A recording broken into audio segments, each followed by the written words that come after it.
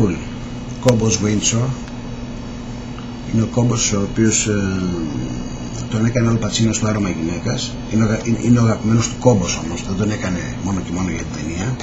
Φυσικά τον είδα τότε, 92 με 31 χρονών, δεν πρόλαβα να τον μάθω, μ' άρεσε σαν κόμπος ο Windsor, και πήγα την επόμενη μέρα στη βδομάδα.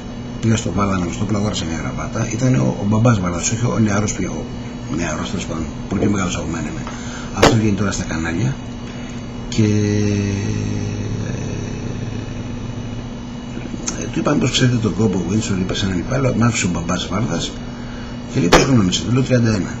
Μου λέει και είσαι μικρός, θες να γίνεις άντρας γρήγορα, ας το μάθω, μου λέει, και μου τον έμαθε.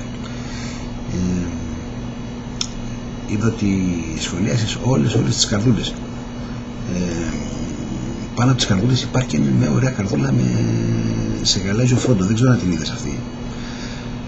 Κορίτσι μου εσύ, ψυχή μου απουστιάτικο φεγγάρι μου, κορίτσι μου εσύ, απόψε ελαφώτισε για χάρη μου, κορίτσι μου εσύ, ζωή μας τροφεγιά μου, καλοκαίρι μου, κορίτσι μου εσύ, για πάντα αλλαγή να απόψε τέρι μου, μαζί σου κι όπου βγει λιακάδα η βροχή, στορκίζομαι θα είμαστε μαζί, κορίτσι μου εσύ.